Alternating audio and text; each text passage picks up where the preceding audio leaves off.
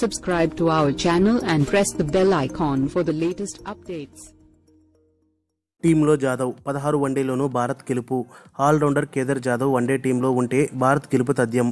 గత 2 ఏళ్లుగా రికార్డులు వెల్లడించిన వాస్తవం. మిడిల్ ఆర్డర్లో బ్యాటింగ్ చేస్తున్న కేదార్ జాదవ్ బ్యాట్తో వరుస శతకాలు సాధించట్లేదు. అలా అని బంతితోనూ 5 వికెట్లు పడగొట్టడం లేదు. కానీ అతను తుది జట్టులో ఉంటే మాత్రం టీమిండియా తిరుగులేని విజయాన్ని సాధిస్తుంది. ఎంతలా అంటే అక్టోబర్ 25, 2017 నుంచి అతను 16 వన్డేల్లో ఆడితే భారత్ ఒక మ్యాచ్లో కూడా భారత్ ఓడిపోలేదు.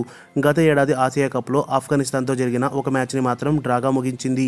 న్యూజిలాండ్తో ఇటీవల నిపియర్ వేదికగా జరిగిన తొలి వన్డేలో 3 ఓవర్లు బౌలింగ్ వేసిన కేదార్ జాదవ్ 17 పరుగులిచ్చి 1 వికెట్ మాత్రమే పడగొట్టాడు.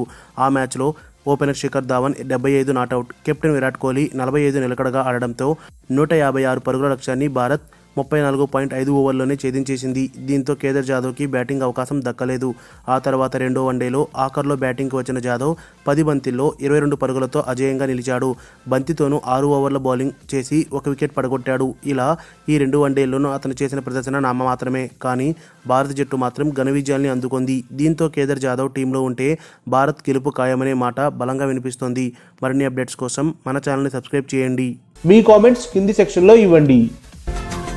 ఈ వీడియో గనుక మీకు నచ్చినట్టయితే లైక్ చేయండి, షేర్ చేయండి, సబ్స్క్రైబ్ చేసుకోండి.